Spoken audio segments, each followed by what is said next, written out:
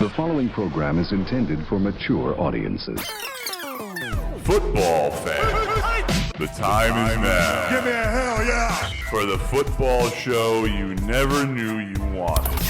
Ladies and gentlemen, this is the Broken Helmet.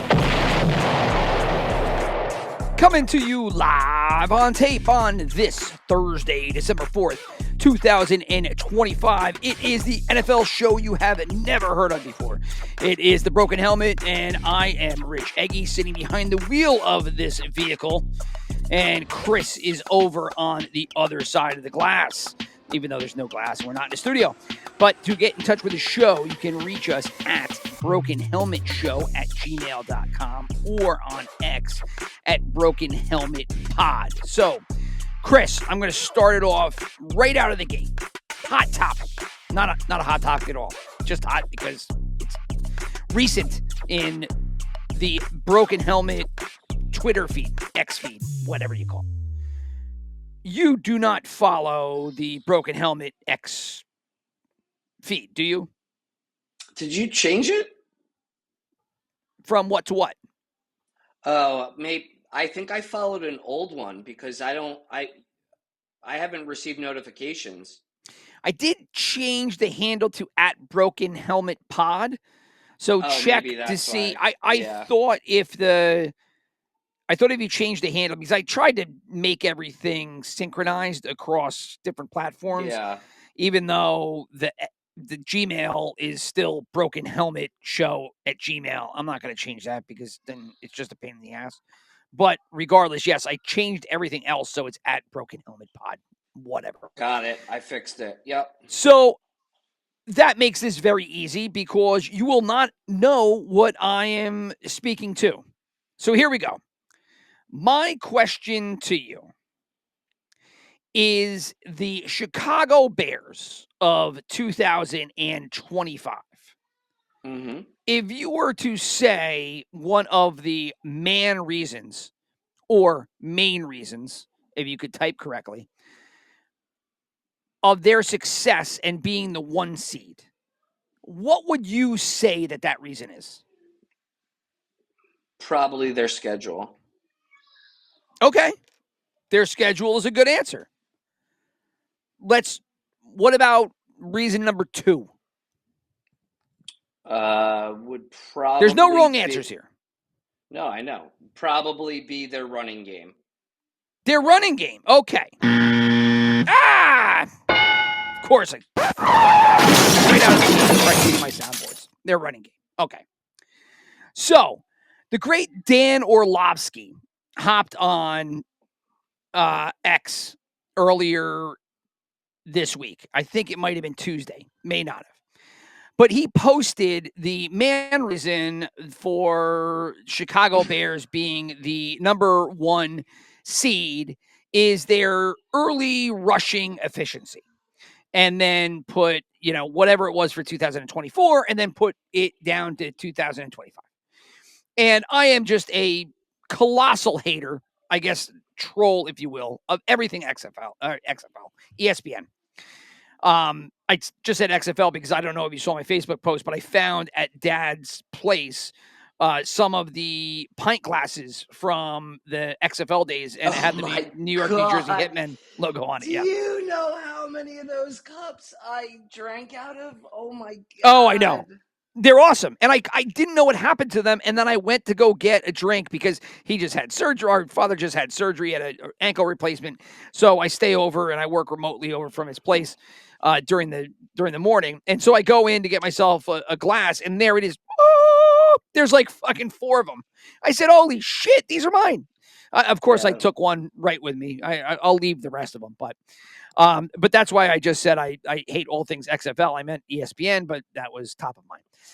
So I respond back to this Dan Orlovsky tweet, and I just basically said, bullshit, like, this is not relevant. Like, they won a whole bunch of games close, and if they had lost those games, like, you would never have tweeted this because they wouldn't have been number 1, and then you couldn't have pointed to their run game as being the main reason. And the Chicago Bear fans, not a lot. Look, I mean, nobody really follows this thread, but a bunch of a handful, say handful, right? A lot, many, down to a handful of Chicago Bear fans came out and were just like, you fucking lost on them betting. What a loser. What a stupid comment. Somebody else said, which I kind of liked, if my grandmother had wheels, she'd be a bicycle, which I'd never heard before, but I'm going to try to figure out how to use it. Have you heard of that before? I have not. I did, because it's from like Is it from a movie? No, it's from like a meme, like a British cooking show meme. It was really funny when you watch it on there. Oh, I had no clue what it was from. And so when he wrote it, I said, oh, this shit is funny. I said, it's not the point of the tweet, but I'm going to try to steal this. I just don't know how to use it. I have to go do some research and figure out how to use it. But it sounds hysterical. If my grandma had wheels, she'd be a bicycle. So, and then I just tried to explain, like, that wasn't the point of the tweet. It wasn't a knock on the Bears. It was a knock on Orlovsky, because he, Mina Khan, everything ESPN just basically has their kind of wheelhouse of bullshit they do for engagement, which is probably everybody across content creation space. But he loves just cherry picking these stats and then throwing it out there. And all I tried to say was, you guys won a whole bunch of close games. That's why you're number one. Like, it's not about your fucking early rushing down efficiency, because if Jackson Dart doesn't go out, or if they don't get that run back against Minnesota late in the game, you lose those two games. You're not number one seed. And then Dan Orlovsky isn't pulling out the early down efficiency is why they're number one seed, because they're not the number one seed anymore. They've fallen down and they're a wild card, and they're somewhere between, 5 and 7. 7. You know what I mean? Yeah. I mean, I hear you. Yeah. They're the same reason that they are 8-3 or 9-3 is the same reason that the Giants are 3-9 and the Kansas City Chiefs are 6-6. Is just like those leads that they've either blown, or the random less than one score games have gone in their direction or against them, like the Chiefs. Yeah, I was thrown back, because this is the same thing that happened, what was it, 3 years ago, when I made the comment about Lamar Jackson, and you'll never win a Super Bowl with Lamar Jackson because he could never come from behind, because he's a terrible pocket passer. Yeah. And then everybody lit me up and went nuts on it. And I said, I'm not saying he's a shitbox quarterback. I'm saying that you can't come from behind on him. And so, there's many situations that he's just going to ultimately fail. And, I don't know. Now you can look at it, and they never went to a Super Bowl, and now they look to be worse than they have been all these other years. So, his career's not over, but people are starting to question his athleticism, and is it fading, and et cetera, et cetera. And now it's going to lean back to him just being a pure pocket passer, which, he's a little bit better, but not. There's a reason rushing quarterbacks don't play far into their 30s, or they have to adjust. And I can't name one off the top of my head that went from like an insane rusher like Lamar Jackson, Michael Vick, who like randomly turned into a pocket passer. But if I was going to take a quarterback, Randall Cunningham did. It was for a short period of time. Very short period of time. If I was going to take the Vikings. But if I'm going to take my pick, like I'm going to take Michael Vick, because that dude could sling it like a billion yards. Nobody's business. Just like 70 yards off like a running, and he off like a run to the opposite side of his body, and he was so good. But once again, you also need people. You need like wide receivers who can beat every defender. You need a short area target like a Wes Welker who can catch, quick little dump offs over the middle. Like he needs somebody better than Mark Andrews, right? He needs like who in the league is great, like an Amon-Ra St. Brown, right? Like he could use an Amon-Ra St. Brown that would really help him. Somebody who's like sure-handed, always runs great routes, always gets open, etc. Well, I mean, you're getting a little bit of development in there. You don't think Burden's like that? Oh, I'm sorry, Jackson. Like you don't think Zay Flowers is like that? But Zay Flowers plays like a what's the outside, a Y, X, X X. So he plays the X. Z slot. He needs what Z is slot, right? Yeah. He needs like Amon-Ra St. Brown plays outside too, but he also masters the slot position. No, all right. I mean, I understand what you're saying. I mean, I think Flowers is good, and I think he's a great route runner. So, I mean, maybe they did went and got DeAndre Hopkins. That didn't really work out. I mean, they don't. I guess to your point, they've never had a real solid, well thought out wide receiver room or receiving targets. Like Andrews was good for a hot second, but he was kind of the default. Then he got injured. Then they got Zay Flowers, but it really never really worked with the two. They've kind of, they flip-flopped what they've tried to assemble as their targets. And I don't know if it's ever really worked out. No. Right? Like Hopkins was a grat, trying to throw shit on the wall, and it has not stuck. He's too old. No, they don't invest in wide receivers. They're like the Packers. Like they don't. Remember, the Packers went 25 years or something without drafting. Well, that was why Rodgers got so bent with the front office, because he kept pounding the table every year in the draft time for a wide receiver, and then they never drafted one, and then he left, and then they drafted Watson and who else? Yeah, Watson, but none of those guys were first round. Golden was the first one, right? But was not Watson at least 2 or 3? So they spent a lot of picks on like second round, third round guys. They refused to go down the first round route. But yeah, I mean, who was the most recent? What was his? Steve Smith? Was he the last like amazing wide receiver they had? Oh, stud receiver for the Ravens. Yeah, I mean, I guess Anquan Bolden. Bolden was before Smith, and Smith was better when he was with the Ravens than Bolden. I'm trying to think if there's anybody. I mean, it's been such a smattering of bullshit. No, they don't even going back to the Flacco years, right? Yeah, they got nothing. That's part. I mean, I can't think of any off the top of my head, but I get what you're saying.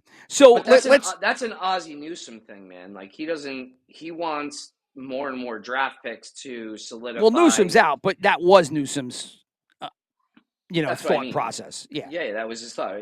Let's get more and more draft picks to solidify the defense, worry about the run game, the offensive line, and we'll just fill in the gaps with the wide receivers because we have Lamar Jackson and or whoever. Well, so let's throw this out there. What if you were to take Lamar Jackson and throw him on the Bengals roster?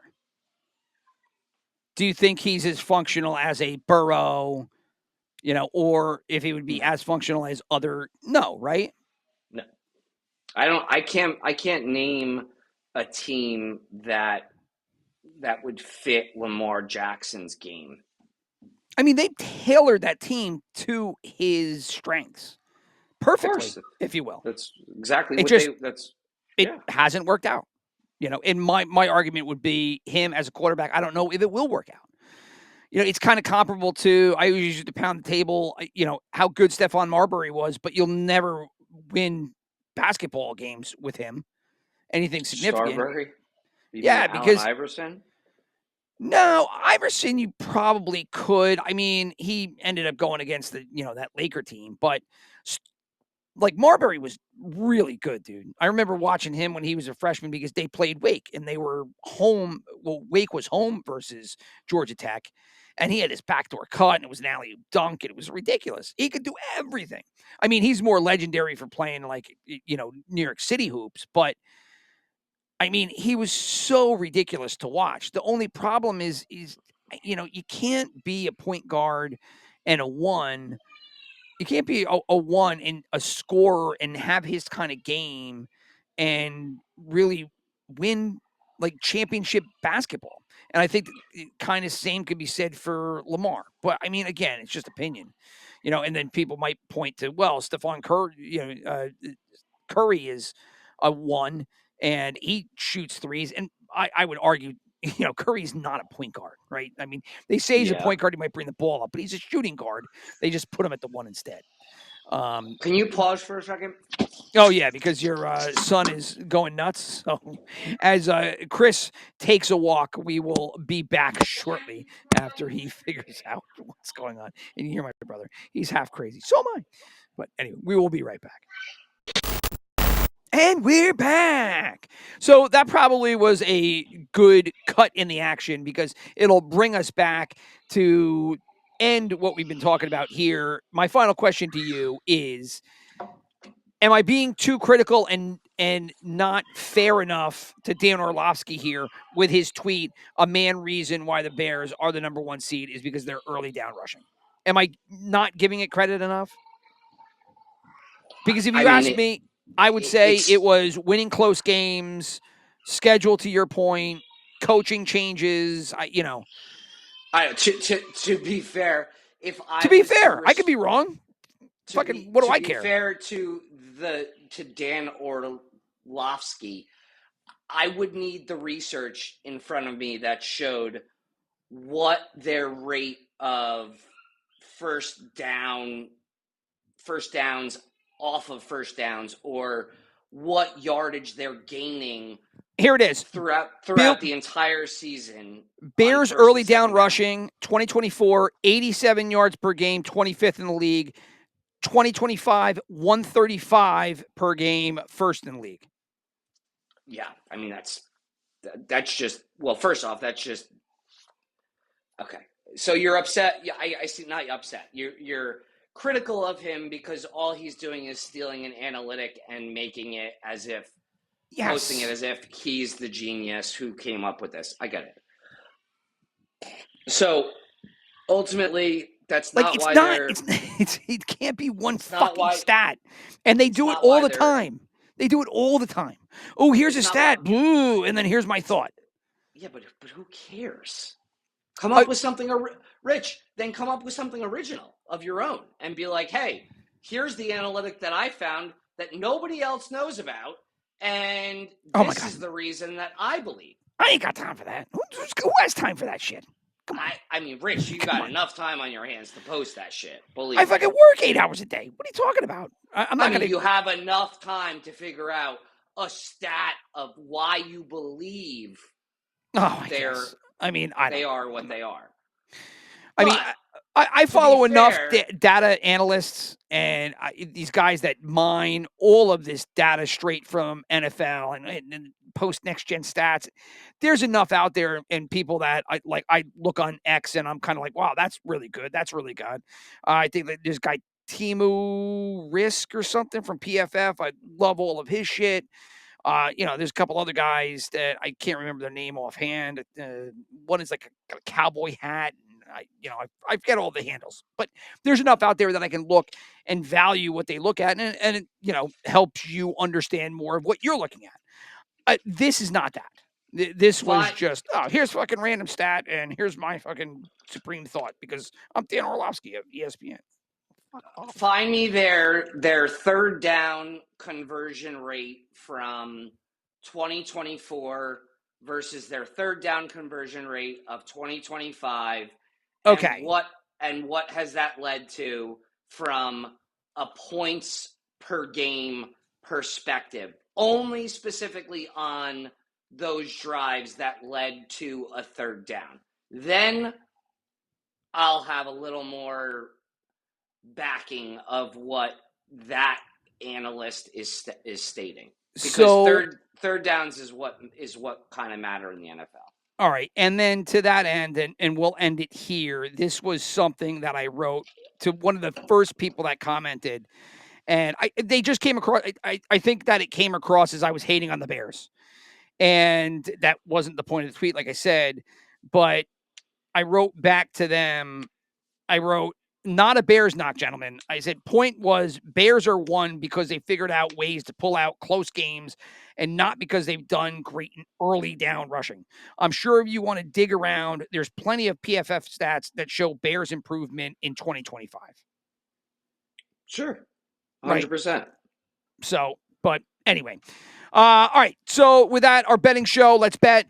First down will be a review of the prior week results and how we did with our wagers. Second down will be the big games for the week. Third down will be running in the rest of the slate. And then fourth down will be our this week wagers. This week wagers?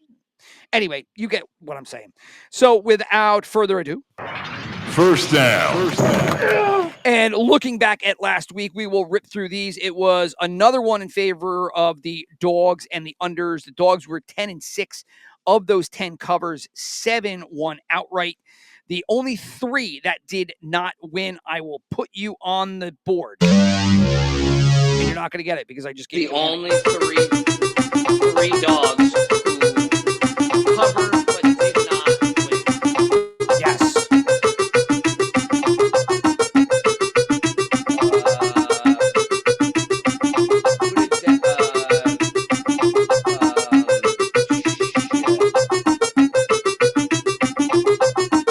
Hurry up. It's getting dizzy.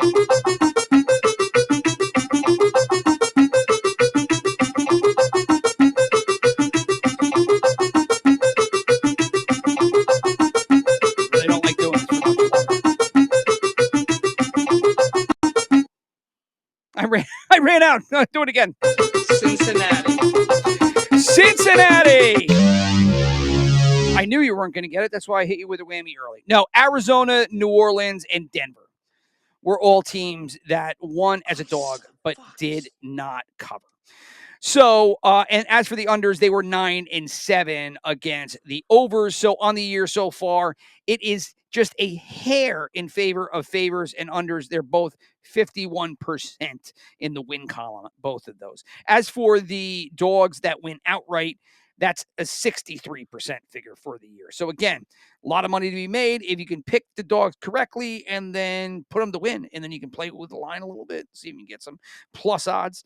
As for the teasers, it was pretty much all the same. The biggest of the bunch were the unders. They were 12-4. Everybody else hovered around 6 losses and then either 10 or 9 wins, depending on who they are. And for the year, the favorites have the largest lead of all the teaser legs. They're coming in at 74%. Big road favorites were 2-2. Trifectors were 1-3. Trifectas on the year are still 38%, so they really do terrible. The big road favorites are about 50%, so that's negligible. Teams with a halftime lead were 12-2, 75% on the year. Chris, can you give me one of the 2 teams that had a halftime lead and lost? The Colts! No, it was a team that they were big road favorites and lost. They were a trifecta game and lost, and they also lost their halftime lead. One of those were the Los Angeles Rams, which was a big shocking loss for the week. But the Rams were one of those 2 teams. The other team of the 2 were Cardinals. The Pittsburgh Steelers. They had a lead at halftime and blew that one. So anyway, how did we do? I was 8-8. You were 7-9. So on the year for the 272, where we pick every game each week, I still have you a little bit 53-47. That's not what counts. It's the bankroll, and you've got me there by far. Super picks, I was 3-2. You were 4-1. You're still ahead of me there, 52% to 45%. And the best bets, you lost for the 3rd week in a row, sir. You were on a tear, and now you have lost 3 weeks in a row. It doesn't matter. You're still coming in at 62%. And then I won my 2nd in a row. I'm still under 50, though. And how do we do against the field? The sharps, the tickets, and the money. Miami, they were all under, well, they weren't all under 50%. The Sharps were 50% at 5-5, but the tickets and the money were both under 50%. And Joe Public, terrible this year at 39%. The Sharps and the money are both around 45%. So how does that put us in terms of our bankroll? And as I pull this up here, you will see the schedule. We'll get that when we'll get to that in 1 second. But what we do want to look at is how we did with wagers. And last week you were an offer, as you ended up losing all of your bets. I ended up coming in $150 over, but whatever, it was positive. Hey, you won. I Good won. job. I know. Big congrats. Well, you didn't join the pro. Hey. Easy. Don't be rude. I did have a big week 2 weeks ago, because that week you did not join the program. You're too busy, holiday week. Yeah. But I had a big week No, that but week. I was proud. I'm proud of you. I'm proud. Yeah, I mean, two positive weeks in a row. I mean, Yeah. the ship is moving. We got the train back on the tracks, and we're going to positive territory. Even though my margin is a deep red 34% in the negative, while you are 20%. But now the survivor pool, I ended up picking Miami, and I was good, even though I was out of it because I lost to Carolina. You have beefed all year with your Green Bay tie to Dallas, but last week you definitely took a loss. I lost. Yep. With Philadelphia, as the Eagles I couldn't fell believe it on Friday to which game was the one? Oh no, I did not think that you might have. I did not think that the Ravens were to lose on Turkey Day, but they did. So that was the one that shocked me. But you were shocked, obviously, that it was Chicago, because you had picked Philadelphia as your survivor pick. You should have lost that one too. What, Miami? Mm-hmm. I mean, Miami was up all game. Cooks dropped a touchdown. Cooks dropped a touchdown with less than a minute to go to win the game.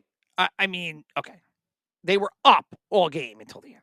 I mean, that was just a typical, Miami sucks this year deal. But whatever, sure. I lucked out. It doesn't matter. I lost in Carolina.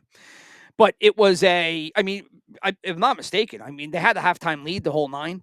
And granted, things got a little dicey. Crushing. Yeah, they were crushing them. And then all of a sudden, New Orleans went on a tear.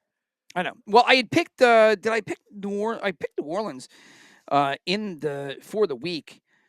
Did I not? No, I picked the Dolphins, as did you. We both had the Dolphins, and that one was a loss. I think I picked the Saints the week before that.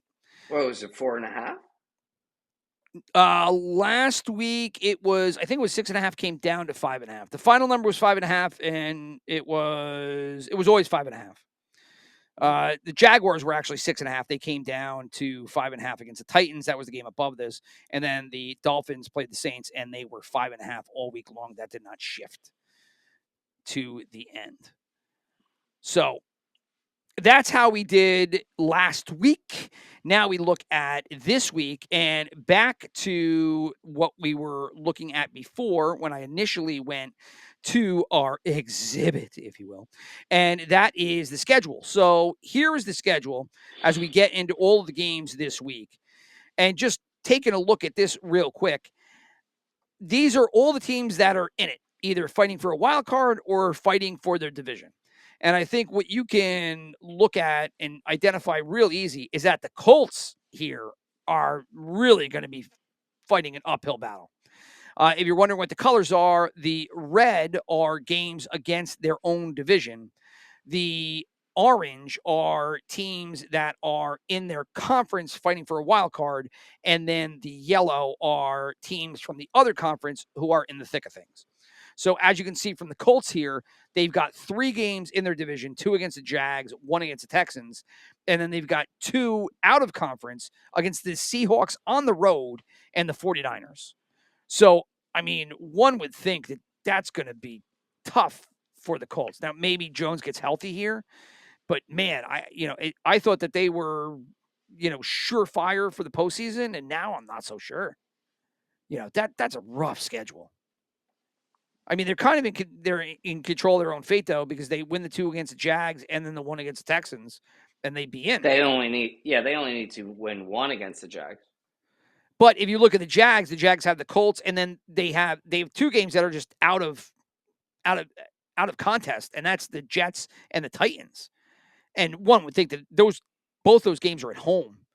And I know the Jets have gotten scrappy here, which is very frustrating to me because I hate Aaron Glenn, but they have played okay. But I think on the road against Jacksonville that they should lock that up. But there are other games, 2 against the Colts and then 1 against the Broncos. Broncos on the road. So, and then you have the Texans, who also have 2 out of contest. That's the Cardinals and the Raiders, another 2 games that they probably should win, especially since they're at home. But then they've got the Chiefs and the Chargers on the road, 2 tough games. And then they have the Colts in the final week of the year. So, but as you can see, there's going to be a lot of good games coming down the pike here. Because, I mean, look at the Ravens. Steelers at Bengals. I don't think the Bengals are in it. Maybe they win out and they find a way in, but right now I have them out. But Steelers at Bengals, Patriots, Packers, Steelers again. Like, that's a great schedule. I didn't do it, but I should have bought that fucking $50 Sunday ticket offer that they had for on YouTube TV. Because do you have YouTube TV? You don't need it to get the ticket. You don't need YouTube TV to get the ticket. But they had a Thanksgiving deal that was $50 for the rest of the season. Yeah, and I saw. Yeah, it freaking showed 5 billion times on my TV. Yeah. And I was like, no, I'll probably just go to a bar and see the games that I want to see. And then when I lined this up and I actually looked at all the games on top of each other, I said, holy shit, this is all, this would be perfect for the the quad box of YouTube TV watching direct snap or whatever, direct ticket. So, and you can look around here. The East is kind of blah. If the Cowboys are going to do anything, they're going to have a big win tonight, and then they're going to have to just win out, which is, I mean, there's no room for error. Tonight's game versus the Lions versus the Cowboys is a playoff game. It's basically a play-in game. I think whoever loses it is probably out. Because if you look at the Lions schedule, Cowboys at Rams, Steelers home, Vikings home, at Bears. Vikings, Steelers, both at home. They probably pull those out. But Cowboys at Rams is a tough too, especially if you lose that Cowboys game. Packers' schedule sucks. They have the worst schedule. Bears at Broncos, at Bears, Ravens at home, Vikings at home. Vikings end of the year at home is a huge win. I mean, not like they'll win it, but they luck schedule out there. Win. That scheduled win, yeah. But outside of that, I don't want to be the Packers the next 4 weeks. I mean, the 49ers got a gift too. They got this late bye into Titans at home, Colts on the road. The Colts could be like crazy out of it at that. If they lose the Jags and they lose the Seahawks, they might just be reeling. I don't know the strength of schedule at this point, but God, the Chiefs and the Lions must have the worst or the best. Chiefs schedule was tough. I mean, the Giants schedule was impossible, but the Chiefs schedule has been difficult. I don't think their strength of schedule is above the Chiefs. I keep doing that. Is it below or above? Whichever one. I don't know offhand. I know that the Giants schedule has been very brutal, but they're terrible anyway, so it doesn't really matter. But the Chiefs, I remember looking, maybe it was like week 4, week 5, and they just had like a gauntlet of games, and I can't remember them offhand, and we're not going to go backwards now. But I remember saying like, wow, I mean, this could be the Chiefs season right here, this 4-game stretch. Here they are 6-6, and you got they're done. Texans at home, Chargers at home, at Titans, at Raiders. So, I mean, this is the logic everybody's been using. At Titans, at Raiders are wins. And so that leaves Texans, Chargers, Broncos. Texans are for the wild card. So you kind of are you're in command of your own destiny. Because if you take out the Texans and the Chargers and the Broncos, then in all likelihood you probably get I don't think that they're going to catch the Broncos. Broncos are 10-2. They are 4 games up on the Chiefs, 2 games up on the Chargers. Broncos playing the Raiders this week. You would think that is a loss. 11-6. Even if they win out, 11-6 means that the Chargers, the Colts, the Bills, and the Texans all have to lose numerous games over the next 5 weeks. They all have to lose at least 2 games. I mean, I guess it's possible. It's the only way they're getting in. They're not getting in at 10-7. Well, you just referenced the East, and look at the East of both of these, of both AFC and NFC, are pretty comical. I mean, that we went over the NFC East here with the Eagles and Cowboys, but if you look at the Pats and the Bills in the AFC East, Pats have the Giants, or they just had the Giants, and that game's over. So that game was a win. So this should be 11-3. But then they have the Bills this week, right? The Bills have the Bengals. No, the Giants game is supposed to be a bye. Giants game should be a bye, right? All right, so we'll just put a bye in and we'll change it. I didn't factor that bye in, right? So there's the bye, and that makes the Pats 11-3 because I had done this on Monday during the day before that game play. So there we go, 11-2, right? So the Bills have the Bengals this week, and then you got Bills Patriots, so they got a game against each other. So let's say the Bills win this week, they're 9-4. Even if the Bills win the next week, they're 10-4, and the Pats are 11-3. The Pats still have that one game, and they've got 2 games: one versus the Jets, one versus the Dolphins. The road game. The Bills, the Colts, and the Texans, who are all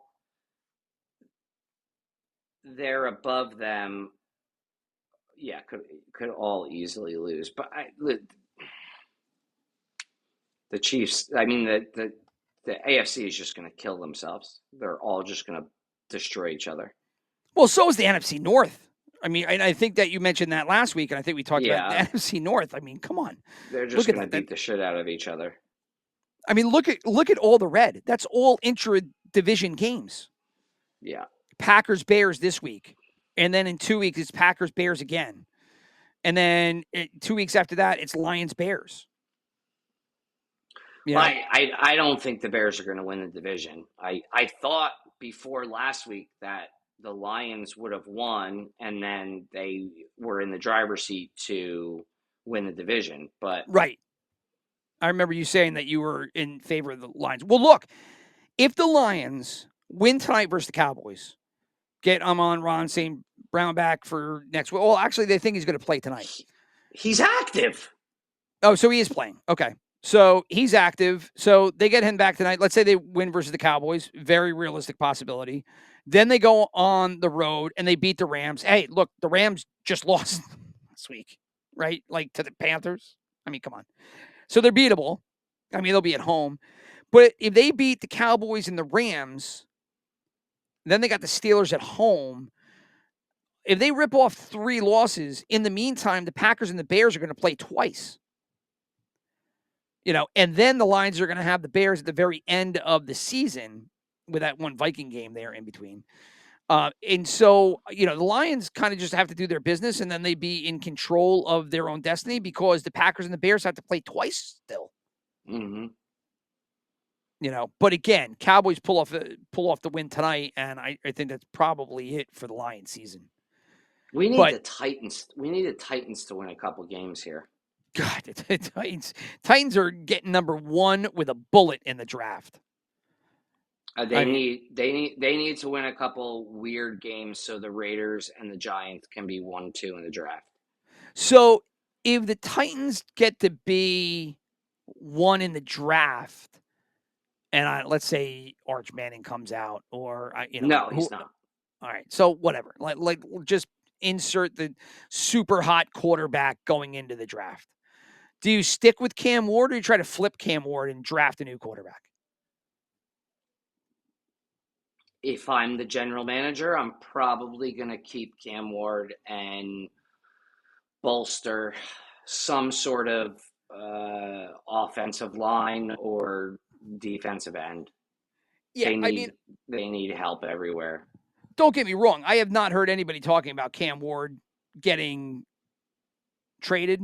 But when you have the number one pick, and obviously the wrong quarterback throws everything off for any franchise in a rebuild mode, the question has to come up, do you redraft a quarterback and just start fresh?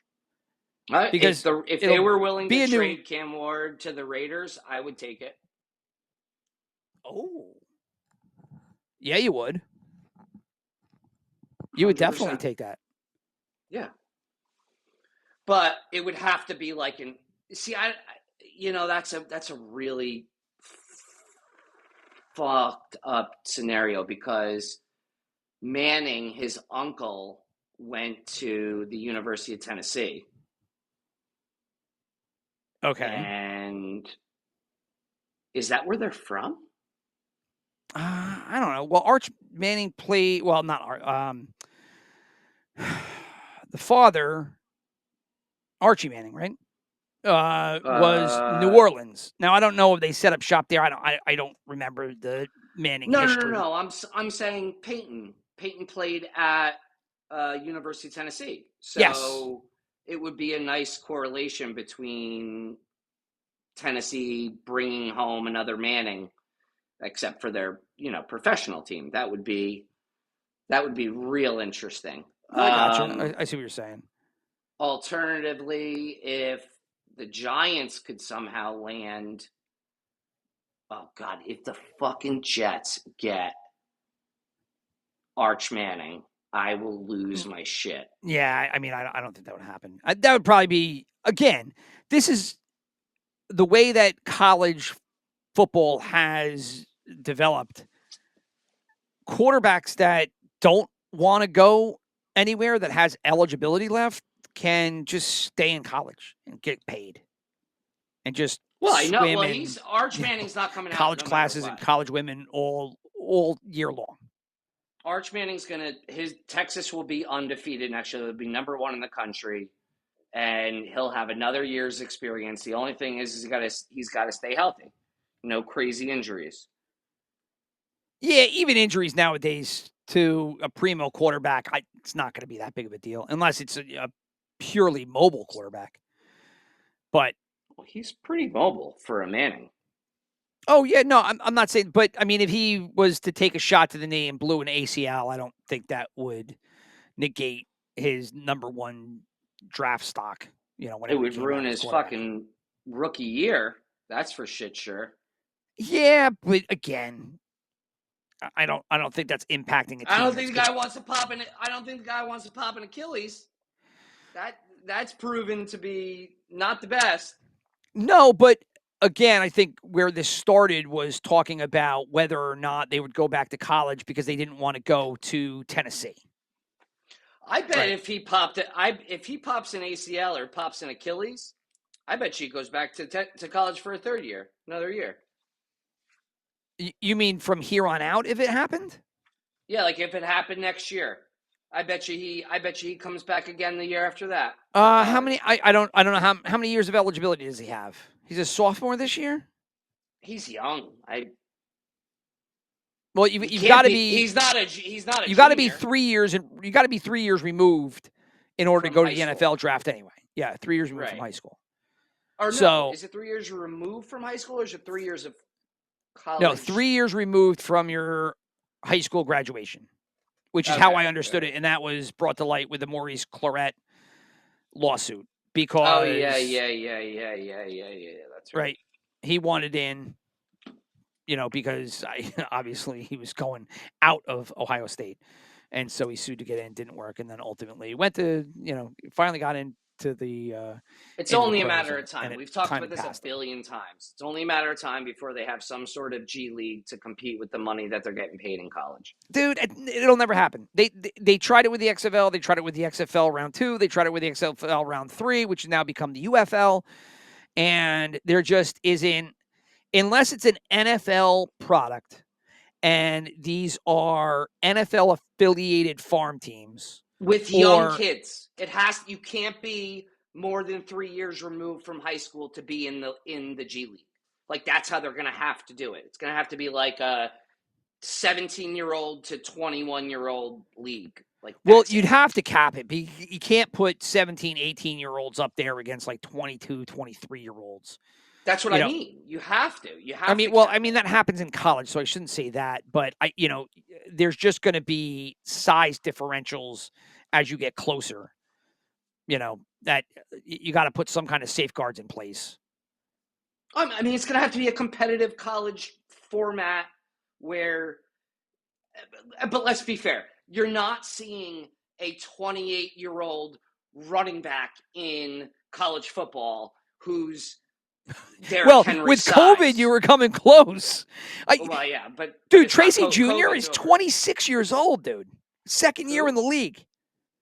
Who? James Tracy Jr., the running back from Tracy Jr., the running back from the Giants. He's 26. Tyrone Tracy? Tyrone. What did I say? James Tracy? What did I say? James, yeah. No, it's my eye doctor. Nice. I am great. Yes, James Tracy Jr. James Tracy is my eye doctor in White. Tyrone Tracy is, I mean, whatever. Regardless, this second down. You're an idiot. That's exactly what he is. Second down. All right. We want to watch this game. Oh, fine. Second down. All right. So why don't we talk about the game since, it is the best one on the docket. So let's head out to Detroit. This game's about to go on. We'll talk about it now for a hot second. Lions are favored by 3.5. Over-under is 54.5. A lot of points being expected in this one. Trifecta game. Sharps, 75% of the tickets and 77% of the money all in on the Cowboys.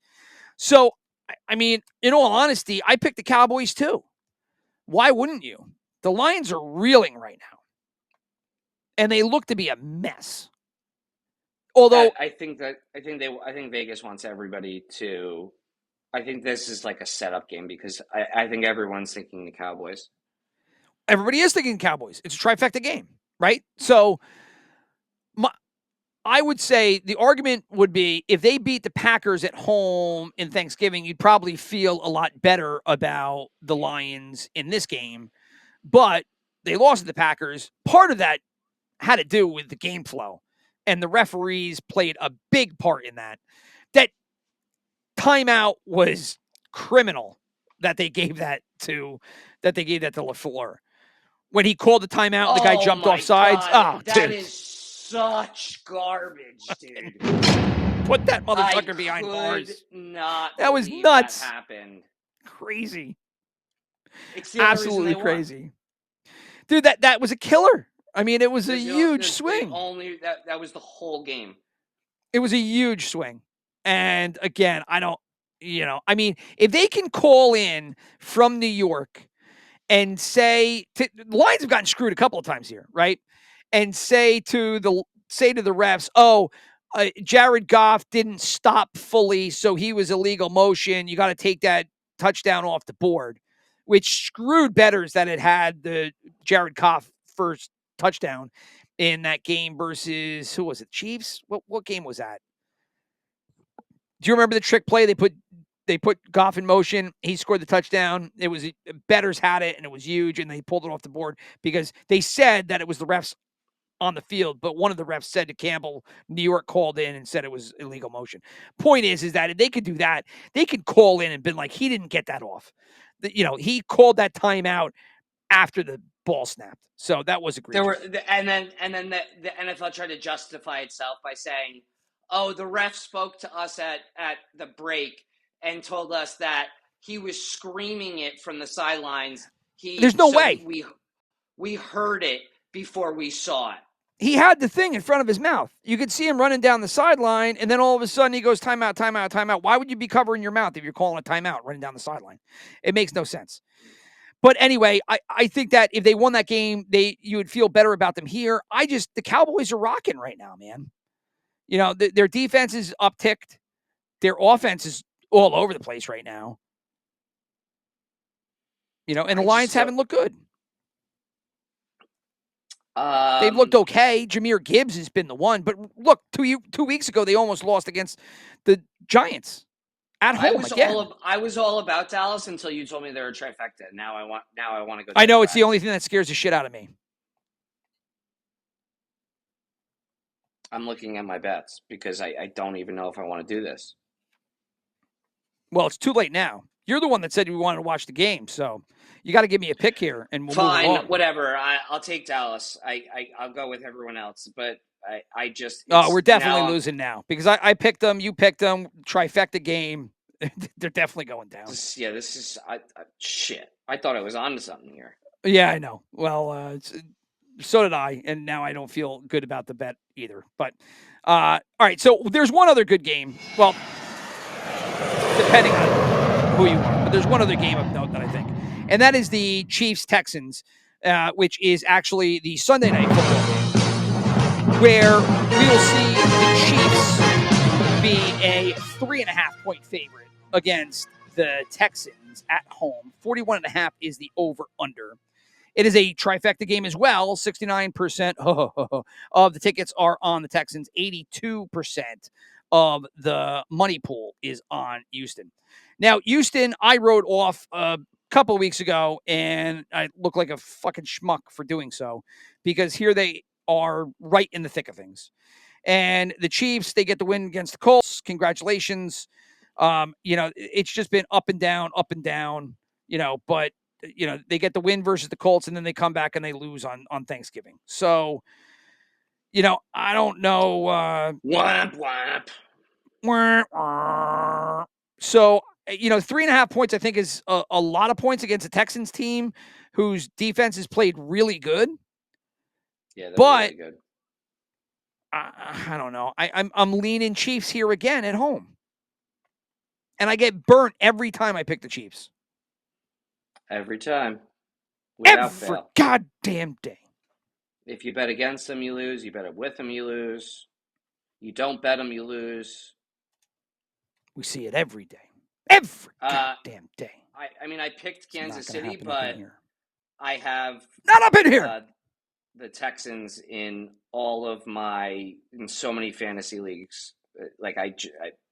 This is going to be a game that I don't even want to start any of my Kansas City Chief players in fantasy because I just don't trust anybody. The only thing they have going for them is that they're home, and they're really good at home. I think Mahomes is the only Chief that I would play at this point. No, Rice. Oh, Rice. Okay, fine. Yes. Rice and Mahomes. And outside of that, I don't think I touch anything. And that's excluding, defense, because I probably would still play Bolton. I do. Well, I play Connor. He's their slot corner. Yeah, awesome. He's all right. He gets a bunch of points.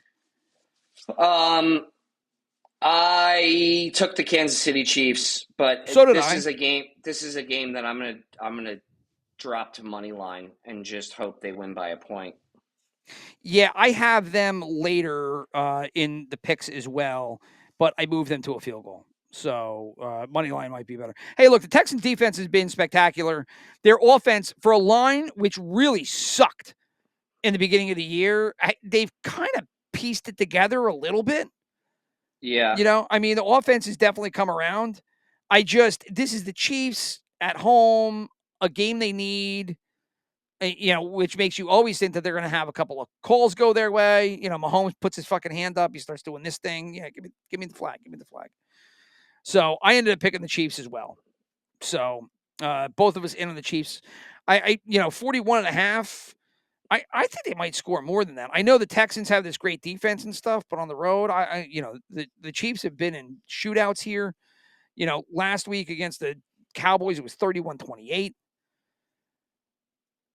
So this isn't even going to be a game we want to watch. Like, it's going to be one of those Sunday night games that they just bill as like this amazing game, and it's going to wind up being 13-10, and you're gonna be like, "Wow, that's fucking wasted 4 hours of my night watching." Oh wow, I don't know. Maybe I think that this will actually have scoring to it. 41.5. That's what I was saying. I'm looking at 41.5, and I think it could be an over. Not a chance. You think it's a definite under? That the over under should be 35. It's going to be freezing cold. It's going to be Kansas City freezing cold, and a defense at home that's unstoppable in being Kansas City, and the best defense in the league. I'm writing it's down going to here, be ugly. Chris under KC Texans. We never do over-unders, so that's what I'm doing here. I'm making note of it because I think I'm on the other side. So, all right. So we're both. What? You think it's going to go over 41? Yeah, man. With a 3.5 point spread, that means it's going to have to be 24. 28-24? 28-24 gets you to 52. No, that's 52. That's what I'm saying. A lot. No. I'm saying they're suspecting it's going to be 25 to 20. 2017. 21-17. 24 to 21. 24-20. No, 24-20 is 44 points. You got to 41. Yeah, well, it's 41. I mean, but they're not suspecting 23-20. 23-20 isn't over. You got to get 2017. 21-17, that's about it. Right? 24-17. 24-17 is where you're going. But that's 24-17 is 7 points. 24-20. They're thinking 3.5. 24-21 would be 24-21 is possible. I guess that'll get you over, but that's going to give you a Houston win. There's no way Houston. 21-17 gives you 4 points, which is Chiefs cover. When was the last time Houston gave up that many points? I don't know. I don't have their schedule in front of me, but go move on. All right. Well, here we go. Down the rest of the ticket. Third down. Dolphins, Jets, this game in East Rutherford. So the Jets will be hosting. They'll be a home dog by 3. The Sharps are in on the Jets. Everybody else in on the Dolphins. Over under 41.5. I took the Jets. I took the Dolphins. You took the Dolphins in that one. Yeah, I don't know. I've been picking against the Jets all year long, and I gave Aaron Glenn a shake here because he's performed better than I thought. And the Dolphins on the road, I don't know, cold weather, shitty, question mark. Want to take a guess as to in the past 2 months, there's been one team that scored over 20 points against them. You want to guess who it is? Against the Texans, one team that scored against, is it AFC, NFC? AFC. Division, non-division? Shut the fuck up. Guess a goddamn AFC team. I don't know their schedule. I don't know. It's something wacky like the Jaguars. Yep. Oh, Yahtzee. Good for me. So they won. Okay. Well, there it was. Who would have thunk it? Like I said, next game, Seahawks, Falcons. Well, I didn't say it. I just did now. Seahawks are favored by 6.5. It was 7.5. It's come down a full point. 44.5 is the over-under. Sharps in on the Falcons. Everybody else in on the Seahawks. Who do you got? Seahawks. I picked the Seahawks as well. I picked them at 7.5. Now it's 6.5, so I like it even more. Buccaneers hosting the Saints. Bucks favored by 8.5 in this game. Possible return of Mike Evans. 42.5 is the over-under. There is no sharp lean, but everybody else is in on the Buccaneers. I took the Saints in the 8.5. I just thought it was too many points. Came back against the Dolphins last week. Scrappy, whatever. The Bucs are still trying to figure it out. They'll probably win by like 14 now, but I took the Saints.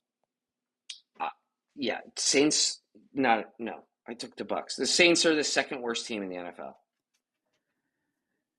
Well, the first, no way. You think that no? The Raiders are worse. The Titans are worse. I'm not saying as an overall eyeball test. I'm saying according to the record, they're the second worst team in the NFL. Oh, record wise, okay. Yeah. All right, so eyeball test. You put the Raiders against the Giants. Wait, I think the Raiders do play the Giants. Oh no, they don't. Do they? No. Who's worse? Giants or Raiders? I would take the Giants right now because they have a quarterback, and they have other. They have talent. They just need to be put Titans together. are the only team worse than the Raiders. Yes, Titans are easily the worst. The thing holding the Giants back, and I'm not a fan of Shane. We're not going to go deep into this, but I think Shane should just be fired because I would just clean house. He hasn't made, the roster's better than I guess what it was, and the roster's better than the record. But the problem with the Giants is it's just organizational. That's what the mess is with the Giants. When you talk about the Giants and how shitty they are, you're talking about the Giants as an organization because it's just a clusterfuck. The Raiders could be fixed if they got like the right coach in there and the right GM. They got Davis would peel away and he would let them do their thing. Francesa, move on. Fucking asshole. Vikings hosting the Commanders. Vikings favored by 1.5. 42.5 is the over/under. Sharps in the Vikings. Everybody else in on the Commanders. I took Washington. I took Washington too. All right, and then we will head over to the AFC South. Colts, Jags. This game in Jacksonville. Jaguars a home dog by 1.5. 47.5 is the over/under. Their Sharps are in on the Jaguars. There is no ticket lean, and then 52% of the money is in on the Colts. So this game is basically 50-50 down the line. Yeah, I'm going to go Indy. You're going to go Indy? I went the other way. I went with Jacksonville here. And I kind of like Jacksonville in this spot. I think Indy's up against the ropes. I think Daniel Jones is a big question mark. Ravens hosting the Steelers. Ravens favored by 5.5. 43.5 is the over/under. Sharps and the tickets in on the Steelers, but the money is in on the Ravens. Give me the Ravens in the 5.5. I'm not happy taking that, but I think the Steelers are just, laying down right now. That team is a mess. The Steelers are trash, but Baltimore has nothing going for them. No, I know. 5.5 is a lot of points. It's the one thing that almost put me to the Steelers, and I cannot back the Steelers. I can't back the Steelers. I forgot. Where is this game? At Baltimore? It's in Baltimore, yeah. I hate Rodgers with a passion. He's playing like shit. Well, I don't think it's Rodgers. I think it's the rest of the team, man. But you sound like Aaron Rodgers. Well, Aaron Rodgers is very good. See what I did there? He's very good. He hasn't been playing this year, but whatever. Yeah, I mean, he's 50, so I'm going to go with Pittsburgh. You're going with Pittsburgh in this one. So next game, Cleveland. They're going to be hosting the Titans. Browns favored by 3.5. Trifecta game in favor of the Browns. Over/under is 33.5. Easily the lowest total of this game. Give me the Browns. Yeah. Oh yeah. This was almost my best bet. Oh shit! It was my best bet. It was my best bet of the week for sure. Because their defense, there's not. I don't care, man. What is it? A 3.5 point spread? This is a joke. 3.5. I actually laddered. I laddered Cleveland as one of my bets. So I think they're going to run it out. Next game, Bills Bengals. Bills favored by 5.5. No sharp lean. Everybody else in on the Bengals. 53.5 is the over/under here. Second highest total outside of tonight's Thursday night game. Lions Cowboys in this one. So I took the Bengals. I just thought 5.5 was too many points against the Bills team. I could see a backdoor cover. I think the Bills probably pull it out here, but the Bengals have been pretty crafty. I thought the Bills. I really have a feeling the Bills are just going to smash this team. I originally picked the Bills and then I switched. Yeah, I'm going to go with the Bills. I love the Bengals. I have trouble getting behind the Bills right now, man. They just haven't looked good. No, that's kind of the reason I think they're going to. Well, they're just going to run. But what's his name's not going to. They're going to run this game out. Yeah, I don't know. They're not even going to throw that much. This would be a typical Bills, pound a terrible defense here. Yeah. Yep.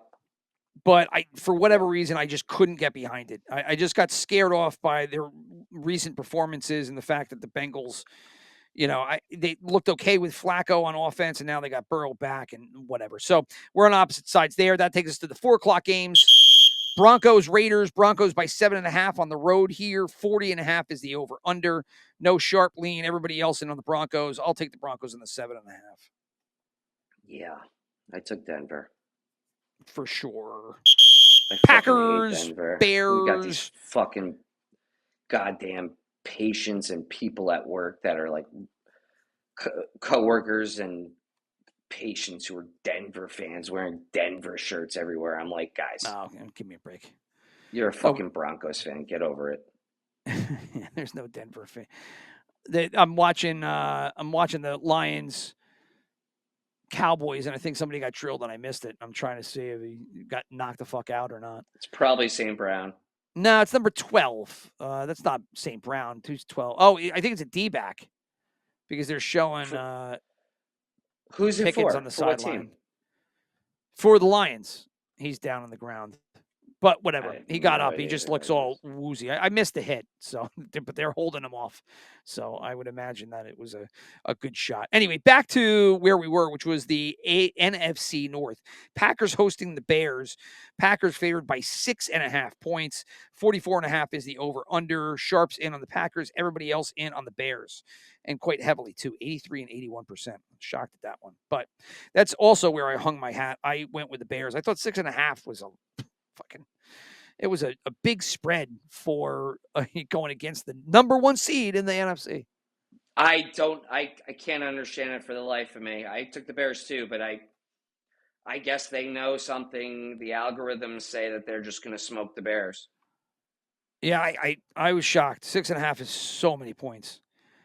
So, but you know what? That early running offense of the Bears is going to keep them in this game and to the end, and maybe they pull one out. Ha ha ha! No. I got it. This is funny. Rams Cardinals. This game in Arizona. 48.5 is the over under. The spread is 8.5 in favor of Los Angeles, who just lost last week on the road against the Carolina Panthers. The Sharps are in on the Cardinals. Everybody else in on the Rams. Yeah, I took the Cardinals in the 8.5 points. Rams should smash, dude. This shouldn't even be close. I mean, this is another one I had X'd off on the Rams, and then I changed my bet. My pick. I scratched it out and I went with the Cardinals. I just thought at first I was like, man, Rams easy, and then I was like, Rams at 8.5 points. They did just lose to Carolina, but did you watch a game? Which game? The Rams Carolina. Carolina Rams? No, I did not. I had it. I was telling Pops like they had three plays and two touchdowns that were both on 4th and 3 or 4th and 5 that wound up just randomly turning into touchdowns. That was the most absurd thing I've seen. Yeah, well, I did see some of the highlights at the end, and I will say the Rams probably go in there and at least tie if Stafford doesn't fumble the ball, right? And that was the part about the game that I was rather shocked at. Because if you're Stafford, who's been in this league forever, it's the one thing you don't want to do there is do anything that puts in jeopardy of like losing the football. And he wanted to be a hero and win the MVP. Oh, he was looking for a big hero ball there. And then he got it stripped, and that was the end of that. So we talked Chiefs Titans. So that leaves one game left, and this had a nice twist to it. And that is the Monday Night Football game, where what you have seen in the past couple hours is the Eagles lose their number 1 defensive player as what's-his-face Davis went out with a shoulder injury. So double shoulder surgery. Yeah, so he will be out of this game, and their defense is infinitely worse with him not in the game. However, I did check, and the spread was still 2.5 in favor of the Eagles on the road against the Chargers here. Again, these stats are really early, but the Sharps are right now on the Chargers, and then both the tickets and the money are in on the Eagles. 41.5 is the over-under in this game. I was big Eagles when I picked this game, and without Davis, I don't know.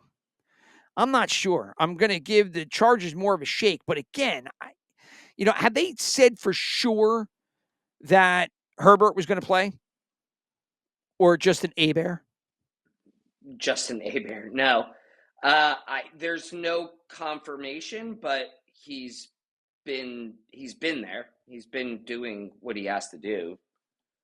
I can't imagine that they're leaning that he's not playing, or else this game wouldn't be Chargers 2.5 or Chargers by dogs by only 2.5.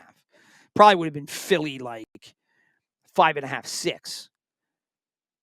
Yeah, probably. You know what I mean? I look at this game as if it's a joke that it's 2.5. This is my best bet. Best bet. Lock it in. Eagles for Chris. I picked the Eagles as well, but with my bets, I'm actually going to go the other way only because I'm going to throw some, a couple of dollars around based on that Davis news. But I did pick the Eagles. That was with Davis. I'm surprised it hasn't moved, but again, at 2.5, you lose your defensive tackle. What are you going to move it to? 1.5? Then it's going to be a pick. I mean, I would expect that you probably would have moved the line had it been more, right? Like it was 5.5 Eagles, and then you lost Davis, you'd bring it down a little bit. But you can't really move it down much more. 2.5. What is 2.5 to 1.5? And a half point, then you make it an even line, and you're not going to make it an even line. But yeah, I think that's a big shot to the Eagles, and maybe the Chargers pull one out. I mean, all these teams that we've been talking about that are in the hunt are going to need these wins, with the exception of, like we said, the NFC and the AFC East. They kind of get cakewalk schedules, so they could suffer a loss here or there and still get it out. But all right, so that is it. Let's go to our wagers. 4th down. And you know what? I never actually went back down to the down. So if you look on the right side, it's always been first down. Good for me. Like I said, I have not mastered Crushing the video. it, bro. I've not. Definitely have not mastered the video side of this yet, but getting there. Small steps. So here we go with our wagers. We'll do our picks. The best bets. My best bet was the Cleveland Browns. My survivor was the Cleveland Browns. And then I will go to my contest picks. Give me the Browns. Give me the Jaguars and the 1.5 that they're getting. Give me Baltimore and that 5.5. Give me Chicago and the 6.5 that they're getting. And then give me Kansas City and their 3.5. So with that, I will punt it to you for your best bet survivor and your super contest. Yeah, so my best bet's going to be Philly. Loving that. My survivor is going to be Cleveland. And my super picks are going to be the Seahawks, the Seattle. Seattle, Buffalo, Pittsburgh, Indy, and Miami. Wow, we don't have one game the same this week. And I think we're on opposite sides of the Pittsburgh game. I got Baltimore, and then you have Pittsburgh, and we're also opposite on Indianapolis and Jacksonville, where we took the opposite sides. I just said that. I said it twice. So nice, I said it twice. So let's get down to where, we make the dollars or we lose the dollars. And that is with our wagers. I am starting off with a bankroll of about 5,400, down about 30% on the year. Not great by far. And you mean like 36%, right? Yeah, 34. It's like 34. I'm rounding it down. It was 34, so that rounds down to 30. Yeah. So let me ask you this, Chris. What do you think about this teaser? Seattle, Tampa Bay, Denver. Brings Seattle to 1.5. It brings, Seattle to 0.5 point, Tampa Bay to 2.5, and Denver to 1.5. Because I love that teaser.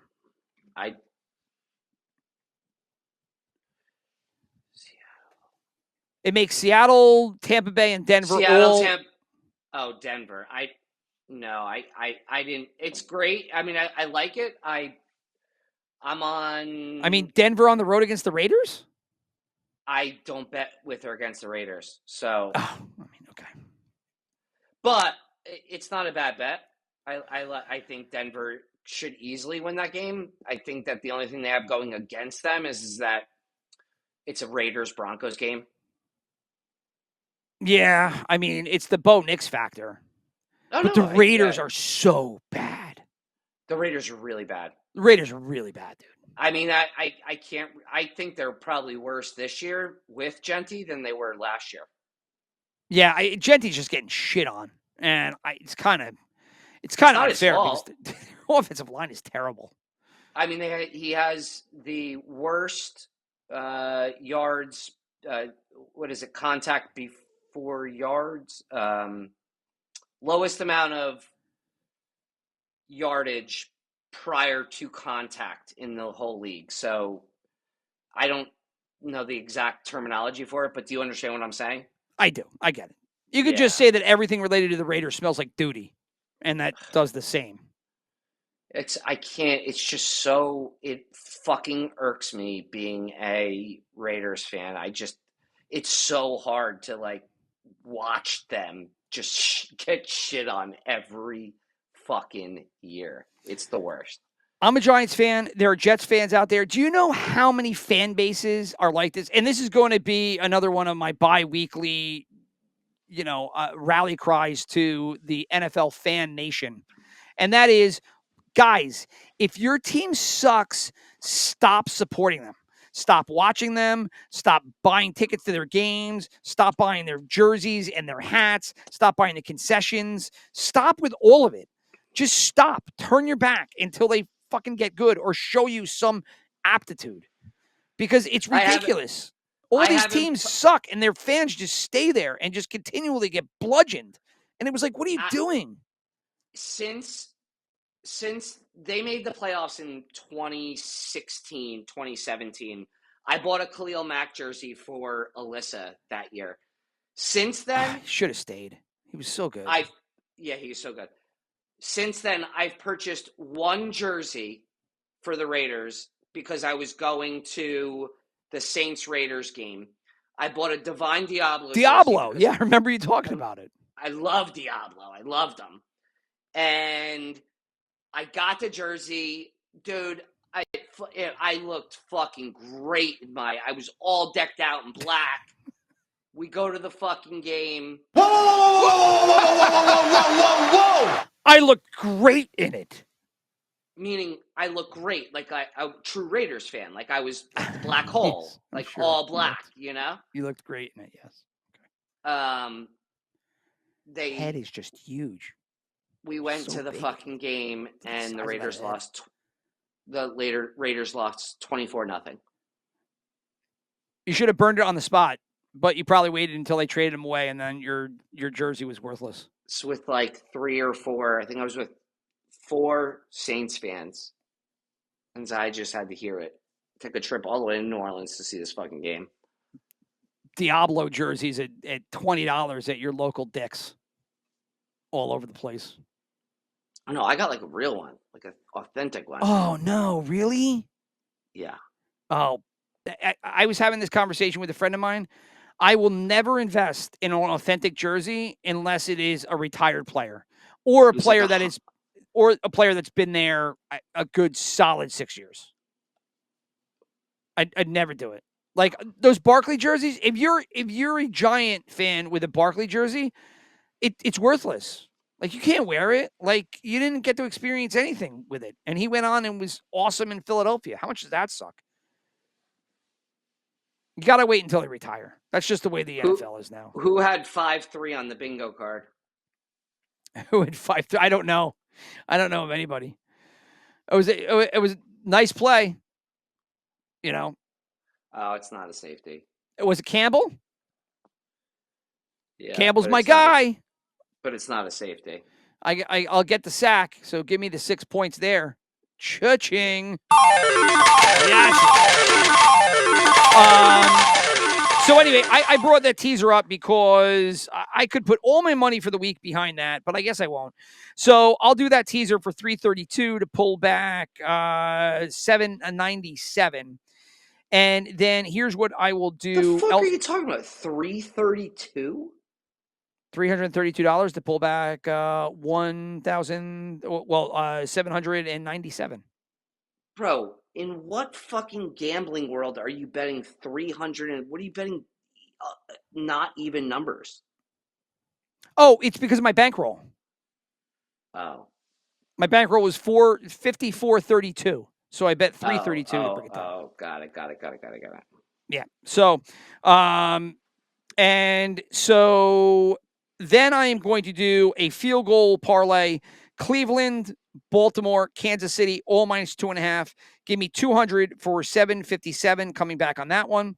Then I'll take a money line underdog parlay. Jets and Jacksonville. Give me 50 for 237. And then give me one last parlay.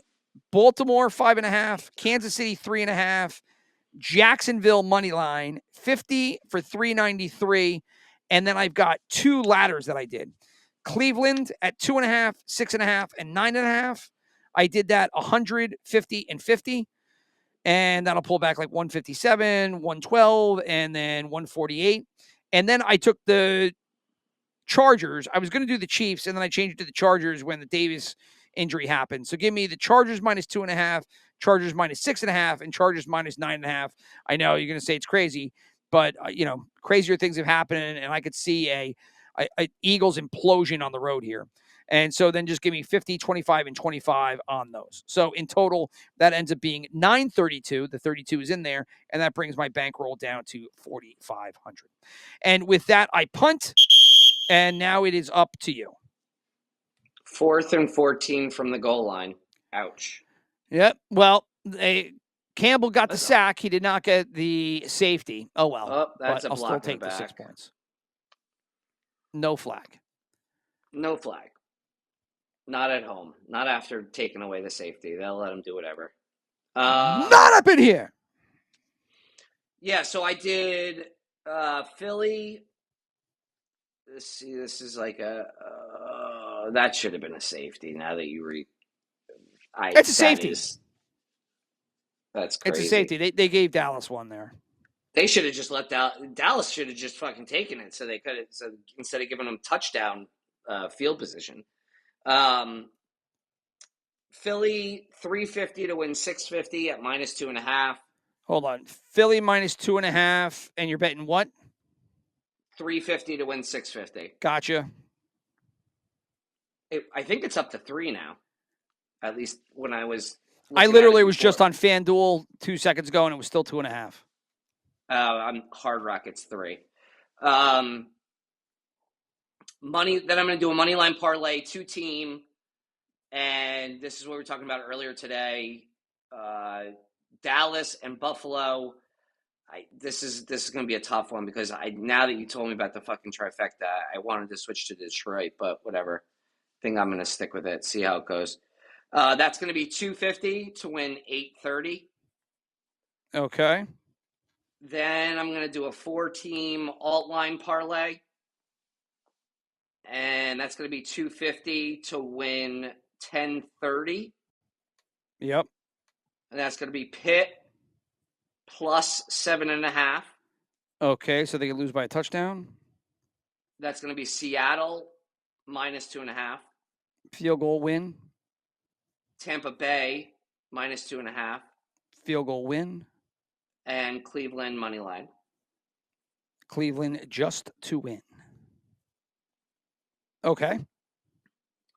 Then I'm going to do one more alt line parlay. I'm going to do 250 to win 760. And that's going to be the Rams minus 2.5. Rams by a field goal. Chicago plus 10.5. So they can lose by 2 scores. And Kansas City money line. Casey just to pull off the win at home. Yeah, 2-1 on that. I like that. Rams minus a field goal. I picked the Bears, and you're giving them extra points. And then Kansas City, who I was thinking about laddering at 2.5, 6.5, and 9.5, and you just have them to win. So I'm not sold on the one above that only because I hate dealing with Pittsburgh. But that Rams Chicago KC money line is one that I like.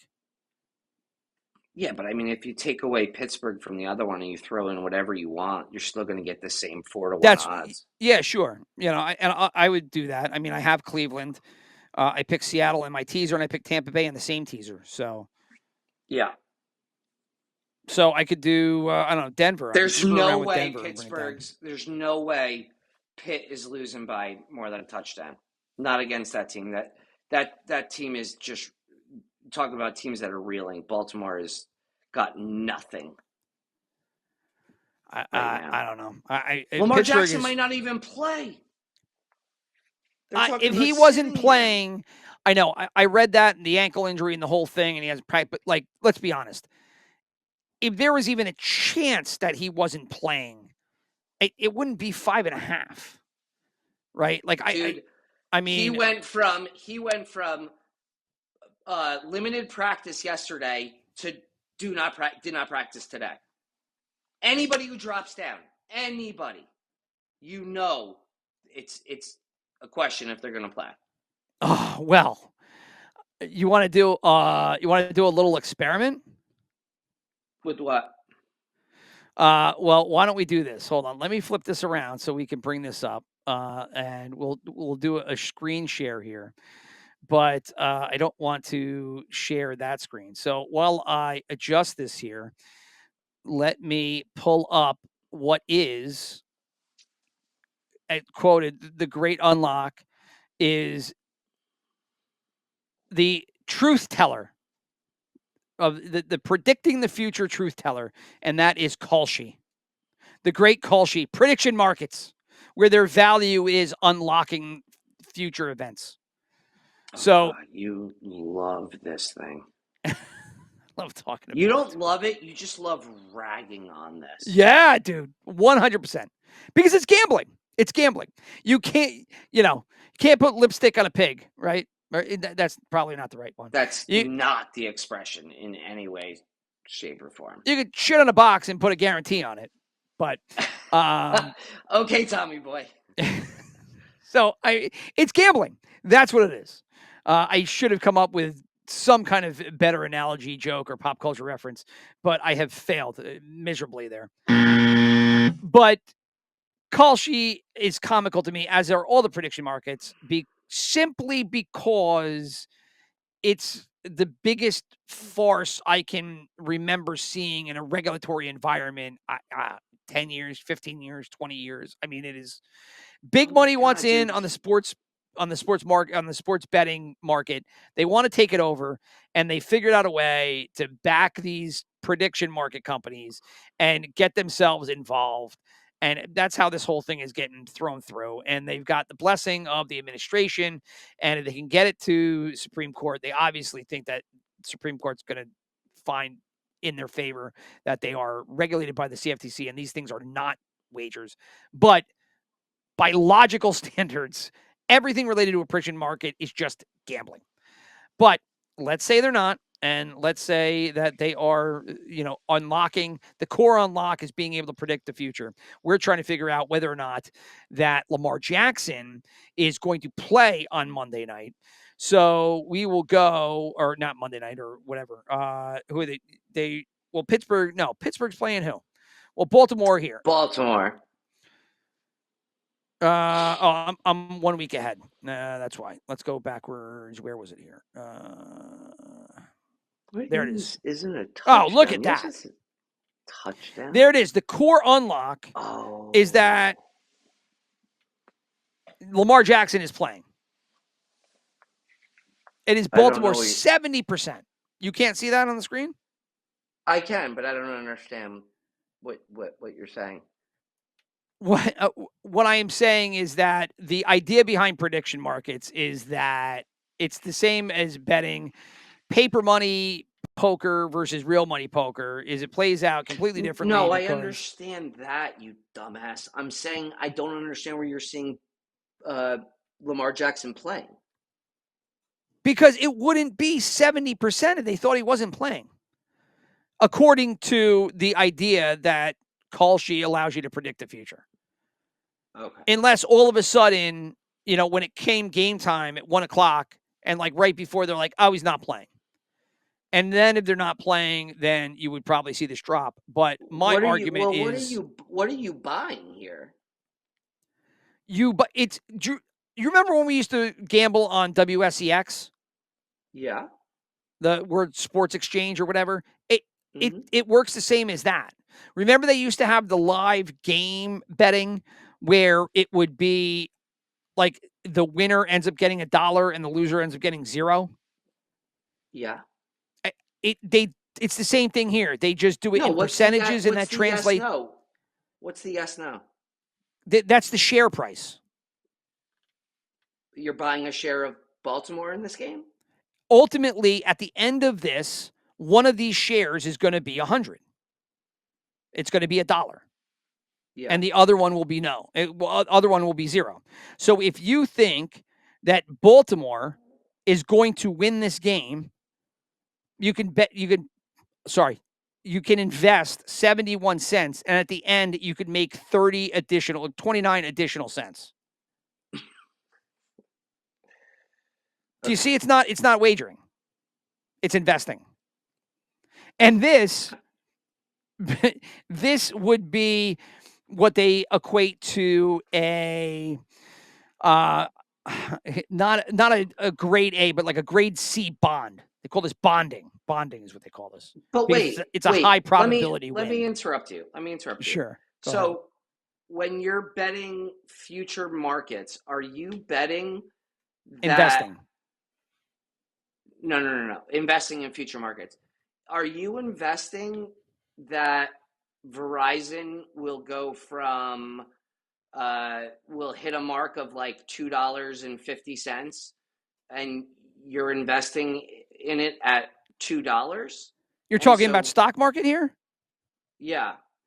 The comp for the comp for prediction markets would be option trading. So it would be like a strike price and a date where you think it's going to let's say stock X, not stock X. It's going to get to $2 by so and so date. Yes. And so, there's going to be. If it gets to that, so what happens if it gets to that $2? If it gets to that $2 or above, you end up getting those shares for, what you bought it in at. And if it ends up being below that, all of your options are null and void and you win nothing. But do you it's lose the same all your thing shares?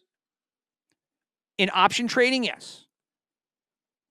If you buy in at $1.50. No, it's options. You're not buying shares. You're buying the option to buy shares. Oh, that's retarded. Well, I mean, people make a shit ton of money on option trading. Yeah, but you got to learn. You got to learn the Greeks. The delta and the gamma and the theta and all that kind of shit. Yeah, but I don't care. So that's what it is here. I hate that. So I mean, there's no difference. I mean, instead of doing plus or minus, you're just doing percentages translated into cents. So here, if you think that Baltimore is going to win this game, you can spend 71 cents and hope to win 29 cents at the end of the event. If you think they're going to lose, you buy in at the 30 cents and you get 2.5 times your money. Yep. The 30 will become 100, so you'll get 70 cents. Same shit. But it's not. This is investing. So anyway, the core unlock brought to you by Kalshi tells you that Lamar Jackson is going to play in this game. Why is all that shit moving on the side? What is that? I think that's people investing in real time. That's what people are buying. Ridiculous. Yes. So, but anyway, so you got Pittsburgh 7.5. You like that because you're not even sure if Lamar Jackson's going to play. I say that he is. I think Kalshi has backed me on that. And so now I am really happy with my 5.5 point pick as Aaron Rodgers is just going to be a curmudgeon on the sideline and be, fucking hate this place. It's not my fault. It's everybody else's fault. Everybody should come in here and study and all that kind of Just let him take that Awala or whatever it is before the game. What's the Awala? What? What are you talking about? The shit that trips him out. Oh, yeah, you like the peyote or whatever it is? Yeah. I think it's That's called where Awala. that's where the Jets, right? Didn't he like missed training camp because he went to go do mushrooms and go trip in the woods? What is that shit called? I thought it was Awala. Orange mess. I should know this. Blue meth. Ecstasy. LSD. Felix the cat is okay. Not Awala. Stay away Awala from is the water Snoopy bottle. tabs. Oh, fuck. Now I gotta look this up. The brown acid is no good.